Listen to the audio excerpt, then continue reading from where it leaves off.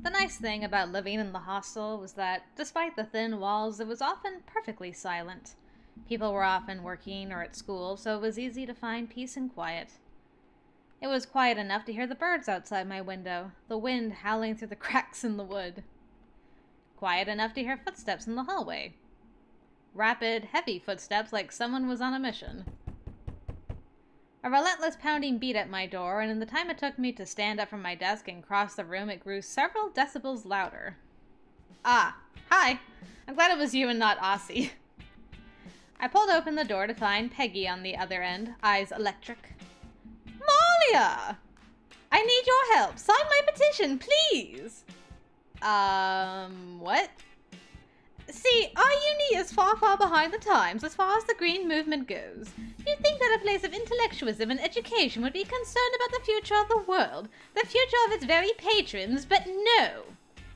No, it is left to those of us with common sense, desire, and passion to find a way to get our world out of this ridiculous predicament it's in. Our way of life is totally unsustainable. There's no way we'll be living like we do now in 30 years. Right now, we are pumping out cheap clothes just to throw them away in a year. We are stripping the soil of nutrients to grow food that we mostly waste. If we go on like this, nothing will grow and the sea rise will drown the coastlines, and we'll all have to eat nothing but insects. And you can bet your bollocks will be sorry that nobody invested in clean energy and we ended up running out of fossil fuels. Whoa, okay, I get it. She really could get carried away. So, what's the petition for exactly? I want the university to commit to using more renewable energy sources. London completely ignores solar power because of cramped roof spaces and poor weather, but we have big buildings and we can make it work. London wasn't exactly the sunniest place in the world, but what did I know? Please, please, please sign it. I know you're the kind of person who believes in changing the future. Nobody else has signed it, so... She looked so sad saying it that I couldn't help but take pity on her. Sure, I'll sign. I'm glad. I'm like, if you have to make me choose this one, I'm gonna be like, I know signing would make her happy, but I'm not on her route, so I'm glad I don't have to choose. Phew. Yes, get in! The way she was dancing around and punching the air, you'd think she had entered a gladiatorial arena and managed to make it out alive. Oh, ooh, blushy Peggy, hello. Do you think you might do me another favor? That depends a bit on the favor. Would you help me get signatures from everyone here? For some reason, I can't seem to sit anyone down long enough to talk to them. Probably because once she started preaching, she lost track of her targets and they all ran away. I knew she meant well, she was just a little overenthusiastic. A softer approach might work better if I were willing to take the time to help Peggy out. Oh, I'd like to, but I gotta save something for your root, girl. I'm too busy right now. I have something to study for, so if you don't mind. Oh. Yeah, that's okay. I understand. It was like I smacked a puppy dead in the face. Well, I'll see you around then. I'll find people to sign this no matter what. And her fire was back. I watched her stomp off down the hall, then returned to my room with a grateful sigh. I'll get you. Don't worry, girl. Ooh, what a beautiful library. The university library was a little less friendly than the ones I'd usually seen in America. Back home, even high school students could visit a campus library to take notes and check references, although they'd need special permission to check anything out. I had done papers for history class that way. Here, the whole library was behind a security gate that needed a university ID card to get through. There were multiple lanes of in-out traffic, like on the underground, but it could still make an awful bottleneck at a busy time of day. I had vaguely heard about a scandal where a guy stole rare old books from a British library to sell at an online auction. Maybe that was why they were so tight on security. Didn't Mark say he hung out here a lot? Maybe I should try to find him. Which section should I look in? He's in philosophy, but I don't really want to find him there. I'm trying to remember what Danny... I kind of want to say, like, Danny was into biology, but I can't remember if that's just in case. There we go. Let's try biology. We can come back if we don't. Yeah, alright. Hey, my memory is pretty good. I looked around the biology section and spotted Danny sitting at a table. He looked really busy with his studies, though. Better not bother him. I should just find my own books and go. Dang it, Malia. I'm trying to hook you up, girl. No wonder your friends are so aggravated. Oh, hi. I don't like that you're greeting me. That can only mean bad things. Hey, Malia. As soon as I walked in the door, Aussie accosted me. Head to room 304. A guest vomited all over the floor and they need someone to clean up. She grinned and I nodded sullenly. She always gave me the most disgusting jobs. What did I ever do to her? I don't know. Caught her with her pants down or her dress off, whichever way you want to put it. Other than that one thing, but that wasn't my fault. There was nothing I could do now but go along with it. It was my job. Angelo, this is a man's work. Come and clean up this vomit. As I entered the hostel common room, I spotted Jihyo inside. She had told me she was living here, but it was the first time I had actually run into her here, so to speak. I might have expected an artist to relax on one of the colorful beanbags, but she was perched on the sofa, leaning forwards like a student trying to memorize the notes on a board. Coming closer, I realized she had a sketch pad in her lap. Lab? Woo. She must have been working on something. Is it alright if I watch TV? What? Sorry to disturb you. I'm not disturbed. No, not disturbed. So, do you mind if I turn the TV on then? It's fine. I took a seat, not too close, and turned on the set, though I kept the sound low. I snuck a peek or two at Jihyo, just to be sure I wasn't bothering her, but her attention seemed completely focused on the paper in front of her. She must be good at tuning out the rest of the world. Thinking that, I relaxed and watched my show. BBC programs didn't have commercial breaks exactly, but they did run a few promotions for other shows between time slots. I leaned back and yawned, and caught Jihyo staring right at me. What? What? Did I do something strange? No, sometimes I stare into space when I'm thinking. Oh, I've done that. I didn't mean to make her feel awkward. So, what are you working on? Study. Something you're studying for class? No, a study. A preparation, planning for a painting. Oh, I see. What are you going to paint? I don't know. She stood up. Why do you do this? Every time. You just be like, yo, you dig, dog, diggity dog. Like, the ideas just come to me, you know? You dig? Right? You can't control where the inspiration goes, yo. Sorry. I gotta find out your story. She picked up her sketch pad and left the room. I hoped I hadn't upset her, but I found her a bit hard to understand. Yeah, you and me both. I passed by Angelo in the hall. His shirt seemed oddly lumpy. Angelo? He jumped. A small ball of yarn and 2 knitting needles fell out from under his shirt. Well, what are you up to? You saw nothing. I saw nothing. He hurried away. Should I? Nope. I think it's better to leave that one alone. I'm gonna remember that, Angelo. Ah, Danny, you're back. Peggy, Danny, Angelo, and I were all eating lunch in the dining room when James loped through the doorway. You four. The front garden is a mess. Were you just gonna leave it like that? Pardon?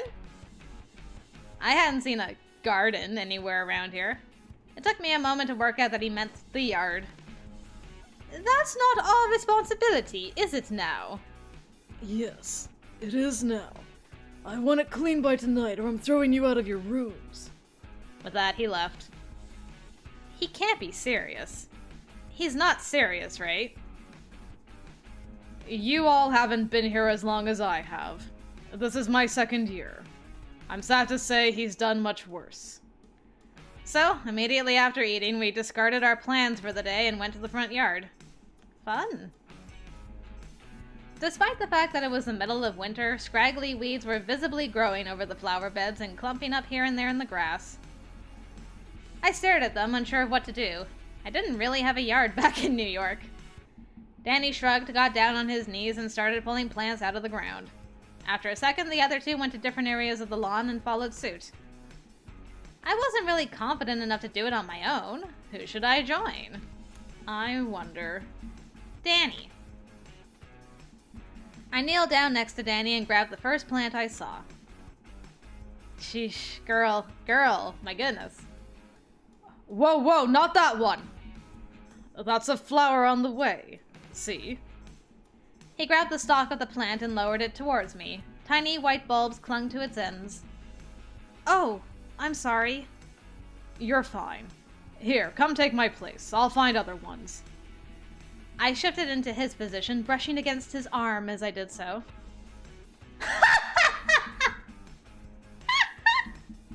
Wow. Good job, girl. You just spat it out. I'm proud.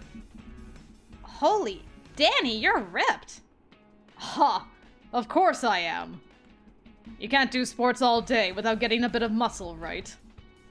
You're smart, fit, cute, and reliable. Come on, there must be something wrong with you.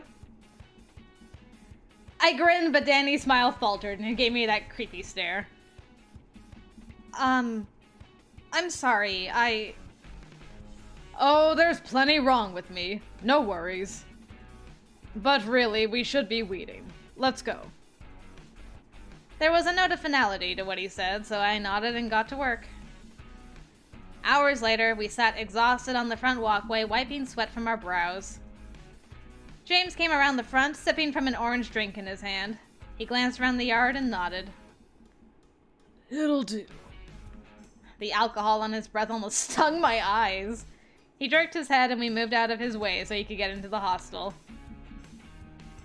I hate that guy. Somehow, as a collective, we sighed. You're not the only one. Well, that went well. I came into the kitchen slightly late that evening, planning to just grab a quick sandwich or something before bed. Ashley was there, scrubbing at something in the sink. Oh, Malia! I'm sorry, I just put the food away. I was washing up. There's leftovers in the fridge if you want them. Here, let me help you with that. Oh, you're sweet. I stepped up next to Ashley at the sink. A frying pan and what looked like a casserole dish were there along with some plates. What were you making earlier? Fish pie. Fish pie? Why would you put fish in a dessert? Not a dessert pie. What other kind of pie is there? Man, you never had a meat pie, girl? Fish pie, pork pie, steak and kidney pie, shepherd's pie. Don't you have pie in America? I guess we have chicken pot pie and lobster pot pie. So you call it a pot pie if it's savory? I guess so. I never really thought about it. There really wasn't any reason you couldn't bake meat or fish or vegetables inside a pie shell after all. Quiche? Curious now, I peeked inside the fridge, but I couldn't see a pie tin or any slices. Where are the leftovers? In the top there. How is that a pie? There's no pastry. It's just a pile of mashed potatoes on top of some fish and cheese sauce? Just try it! Well, if Ashley had made it, it was probably good. Even if it wasn't a real pie. Wow. She's a snob when it comes to pies, my goodness. I was on my way back to the hostel when I saw something jammed into the front door. Was that really the end of a volleyball net? Why would someone be trying to drag a volleyball net inside? Bloody worthless piece of crap, tilt already! Oh. I decided to walk around the block a bit more before going back to my room. Have fun, Peggy. I knew it was Peggy. I passed by Jihyo in the hall, carrying a large canvas. Hi. She jumped when she saw me. Oh. Whoa, what happened to the text there? Scrambled to hide the painting she was holding, dropped it, picked it up, rammed it into her still closed door, clawed at the door handle until she got it open, threw the canvas inside, and shut the door. Are you painting me? I stared at her. She opened her door again and followed her canvas into her room, closing the door firmly behind her. Don't tell me she forgot to go inside the first time. Just what was on that canvas that she was so eager to hide from me? I wonder what it could be. Bleh. Oh, hey, Brendon, it's been a while. Hey there, Malia. Brendon, hi! Brendon came up to me while I was reading in the living room. What's that book about? It's something for my literature class. It's about the author's experiences in Rhodesia, Zimbabwe. Ah, sounds interesting. You have no idea where that is, do you? He didn't look interested at all. I continued reading. Well, that's good. I glanced up at him. Yeah. He didn't say anything else, so I went back to the book. Yup, pretty great. I looked up again. Is there something you need? Were you wanting to talk? No, of course not. I'm gonna go then. Oh, okay. Did I offend him or something? See ya, Malia. Goodbye? Off he went. I sat the book down next to me, no longer feeling like reading. Did I do something wrong, or what was that about? I don't know, man. He Gastoned us. Today, I got back my first paper from my literature class, covered in red marks. Apparently, even though they knew I was American, I was expected to use British spelling at all times. Weren't we supposed to be joined by a common language? Ha ha ha. Girl, let me tell you, I get into that trouble all the time with American and Canadian spelling, because Canadian spelling also takes after English spelling. So we have U's in our color and neighbor and stuff. So whenever I'm writing an email, I get those red squiggly lines saying, that's not a word. Do you mean neighbor with a O, with only an O? No. Well, I would have to reset the spell check on my laptop to remind me about all those extra U's in words. Well, it was all part of the English experience, I suppose. I just have to get used to it. You'll get there, and then you'll mess it up when you get back home. Absolutely exhausted, I decided to head down to the Crafty Crown after work. A nice drink and some time off my feet sounded great. I sat down on one of the high bar chairs and scanned the counter, unsure of what exactly to do. It was my first time being served at a real, actual bar. I'd been to restaurants with bars in them, and even snuck into a few nightclubs here and there, but I had never actually ordered myself a drink. Was I supposed to call a bartender to me, or... Hello there. Brendon appeared before me, an easy smile on his face and a glint in his eye. Oh, hello. I forgot that you work here. Indeed I do. And how may I help such a lovely lady? My face grew hot. I would like a drink, please. An alcoholic drink. Alright, what kind of drink? Vodka cranberry? At a loss for the kinds of drinks they actually served in bars, I asked for the first thing that came to my mind. Well, the first thing that wasn't too embarrassing to say out loud. Most of the cocktail names that had reached me through cultural osmosis had ridiculous titles like Sex on the Beach. No way could I order that from him yet. Brendon nodded at my order and started preparing the drink, which I assumed meant it wasn't too strange of a choice. You planning on partying a lot while you're here? Eh? I guess I haven't really thought very much about what I'm going to do while I'm here. How old are you? I looked away. It was legal for me to drink while I was in England, I was pretty sure, but I still felt like I was doing something wrong. 19. He paused, looking at me with surprise. Shock. Not old enough to drink back home, eh? No. Is that a problem? Brendon took a glance down the bar, then leaned forward and whispered in my ear. To be honest, I'm only 20. He pulled away and gave me a wink. So how about we just keep this a secret between the both of us? I won't tell if you won't. I grinned. Deal. But then, how did you end up being a bartender? Don't you have to pass a test or something usually? Whoa! Pardon me. I was just about to say, I have a funny story about drinking, because drinking age is 19 here in Ontario as well.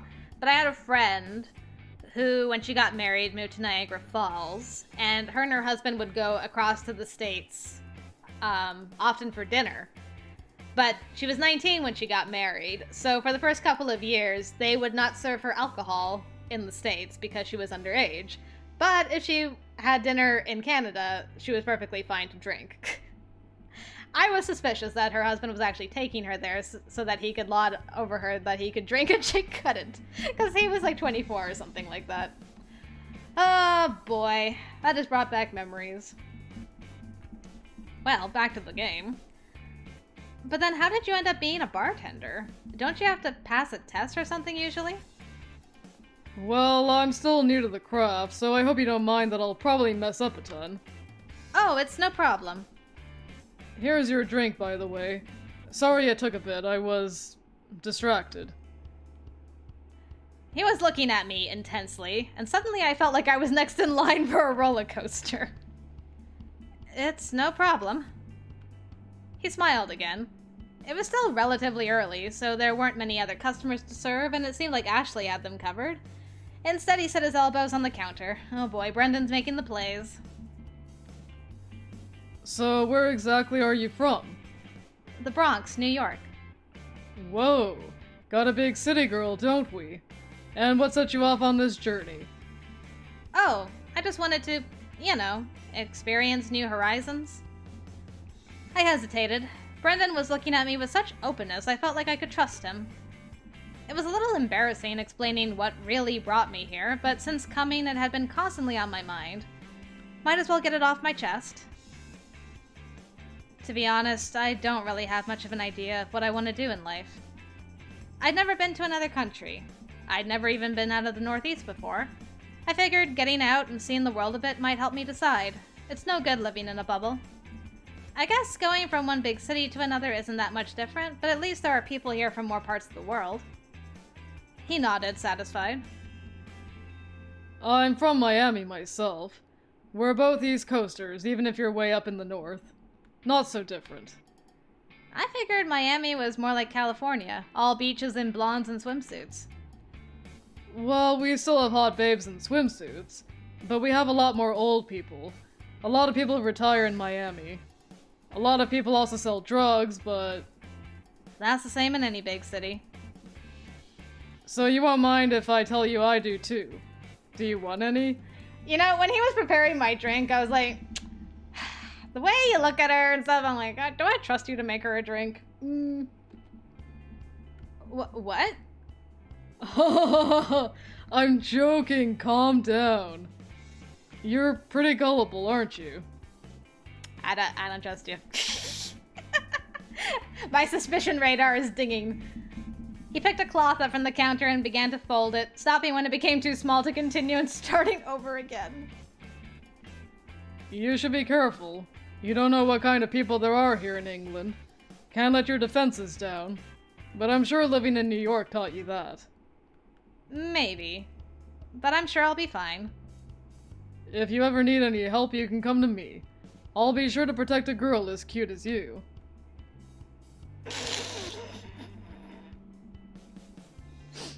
Call him out.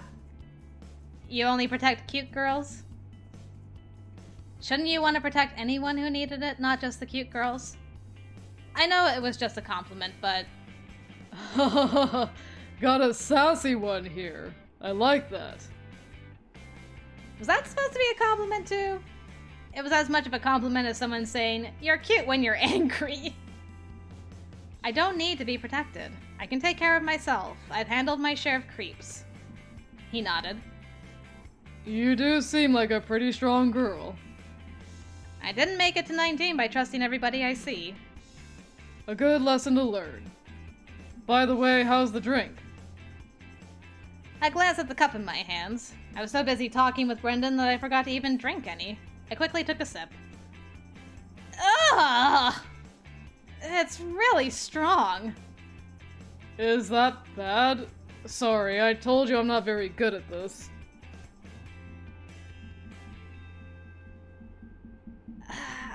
Sheesh. I don't know with this guy if I'm supposed to be like sassy or play into the, oh, I'm a girl that needs to be protected. You know what? Practice makes perfect. It's not good, but maybe the next one will be better, right? That might have sounded a little flirtatious, but he didn't seem to notice. That's what I was wondering. Yeah, I'm gonna have to get better at this. A vodka cranberry was a pretty simple drink, too. He really wasn't qualified to mix drinks at all. Was he hired just for his looks or something? Actually, I wouldn't be surprised if he was.